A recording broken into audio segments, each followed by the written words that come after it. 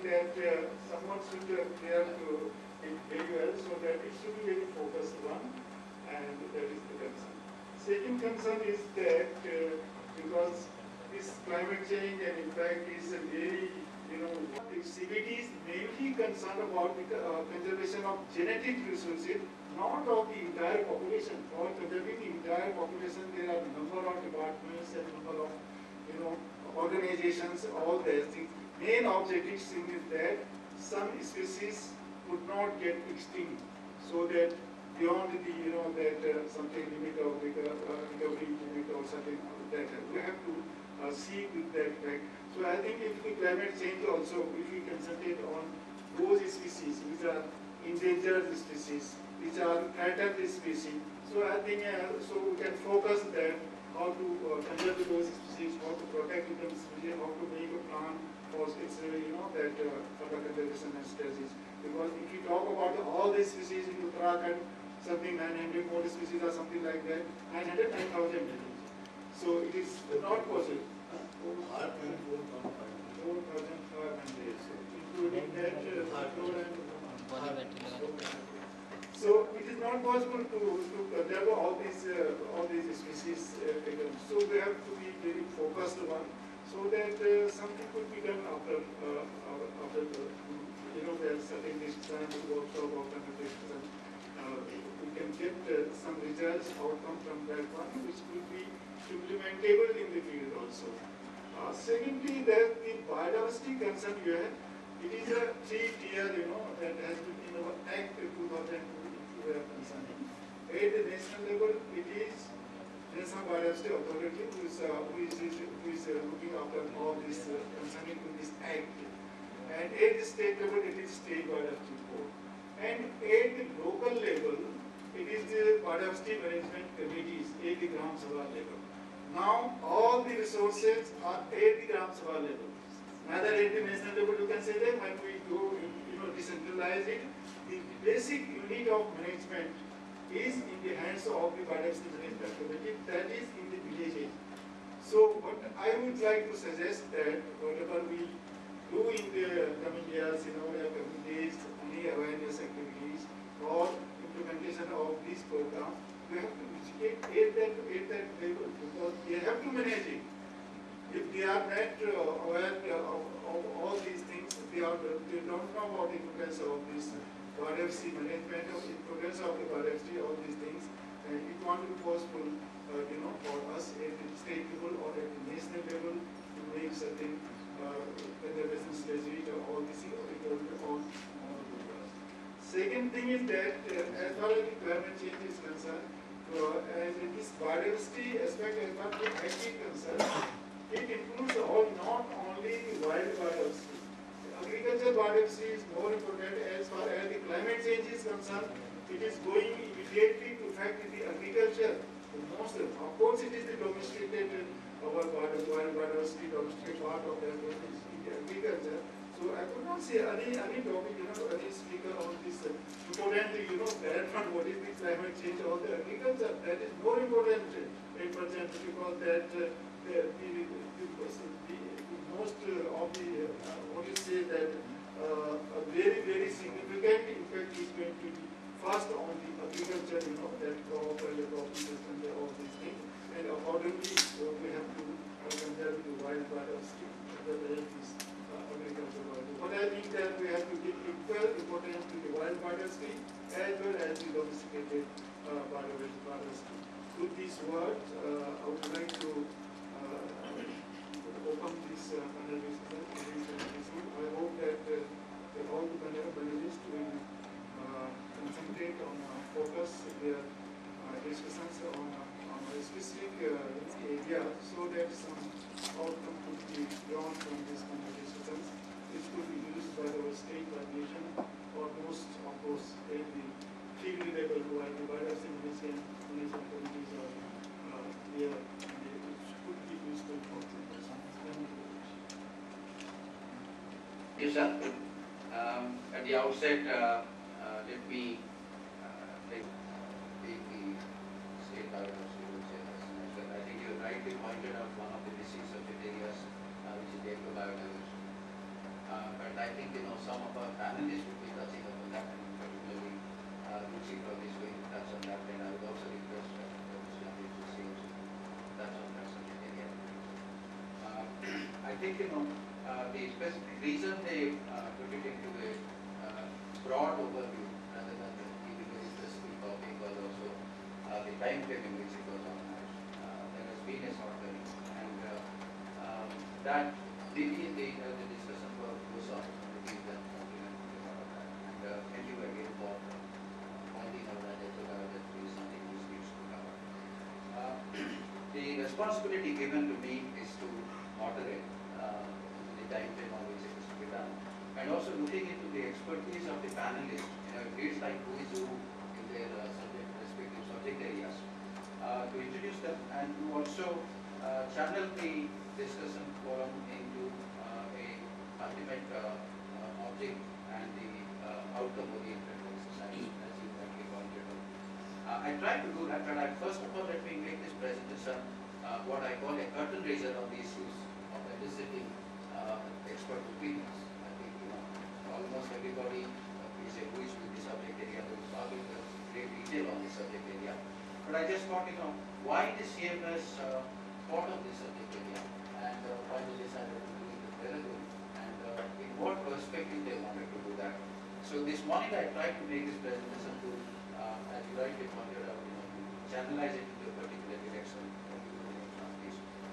The rationale of this forum is first in India is hosting the CPD COP, and one of the key agenda of the CPD COP is to examine what and how the CPD signatory nations are addressing the issue of climate change and its possible impact on biodiversity. And all the signatory nations are to give some situation report, what are we doing as far as they are concerned. And India being the host, I think we need to showcase what exactly they are doing. And India per se cannot show unless the states where they are doing things they need to present that. And one of the exercises from here was to find out some document which says the state of Uttarakhand and the 5 other states where they are trying to organize this, what these states are doing. I think in that case, CMS is going to probably get back to those being the state biodiversity reports here. We could probably have the maximum amount of information to be provided for. So this is not an end by itself. This is actually the beginning of an exercise which is going to come out with a document which will ultimately go as a part of Government of India's report in the CPD COP. So that's one of the reasons why they did it. And again, I think the reason this is a concern, Himalaya, the diverse habitat characteristics, of course, a huge amount of biodiversity, and provides both goods and services, and therefore the well-being of the human society is dependent on that. And therefore the Himalaya requires a special attention, and therefore one of the reasons they decided to have it is Uttarakhand is to address largely Himalayas and the western Himalayas as well. Next one. The important concerns from the point of view of the climate change identified by the international panel, there's a whole lot of things in the IPCC has found out, and there are several assessment reports points out global climate change models that shows changes in radiation, clouds, precipitation, status of changes in the glaciers, which is something which we are concerned with, sea ice, stream flows, and sea level rise. This concern, we are probably concerned with two things, the glaciers and the stream flows in this region. Changes in the solar variability, climate cycle, all of these, I think, though we don't have long-term data sets to confirm that this is happening or not happening, but most of these things with respect to cosmic rays, irradiation, temperature, precipitation, droughts, floods, monsoon patterns, all of them are indicating that there are some changes happening, but we probably do not have the kind of data sets to say that it's conclusive evidence that it is happening. But then this debate will probably go on and on. What IPCC says some things, the non-government IPCC says completely contradicts those things. And I think, in a particular region where we are all working, we probably have pointers to changes. And perhaps, there are some areas that are not so greatly pointed to changes. I think this is something which the experts will probably speak on when they deal with the subject areas. Extremes of weather resulting in drought, floods, tropical cyclones, storms, snowfalls, and wildfires. I think, in the interest of the forest people here, I think wildfire, it has always been recurring, but how much of it is due to climate change? I don't think anyone's conclusive evidence to say that. I think, there are many grey areas on which we are moving on, and I think not only the forum panelists who are talking about, I think the number of people present here will probably give some direction to that. The biological effects of carbon dioxide enrichment impact, plant productivity responses, carbon sequestration, changing patterns of greening of the earth and the environmental stress. I think a whole lot of them I have got into one. And wild species extinction, which we very pointedly said only all cannot be preserved, some need to be focused so that they become indicator species, the benefit given to them will reach out to others and so on. Especially terrestrial plants in this region we are concerned with. But if people are in the coastal region, they are probably concerned with the coral reefs, they are concerned with the polar biota, they are in the other regions and so on. And finally, the human health effects such as disease, nutrition, human longevity, biofuel, food versus nature. I think this is where again the eco-biodiversity that comes into it. Very specifically, I wanted to give food versus changes that is happening in the nature. So I think the IPCC has pointed out a lot of subject areas, and I don't think I've covered all that's what IPCC has covered up. I've just picked up a few, which probably in the limited time frame that is given for this panel discussion, the panelists will be delving on. How this relates to Uttarakhand? Yes, we dealt with the IPCC, we dealt with the Himalaya, but how this relates to Uttarakhand in the discussion? One of the key Himalayan states in the Western Himalayan region with rich biodiversity is contributing significantly to address the climate change issues. I think the presence of the state biodiversity board person here itself is an indicative of the importance that we may given.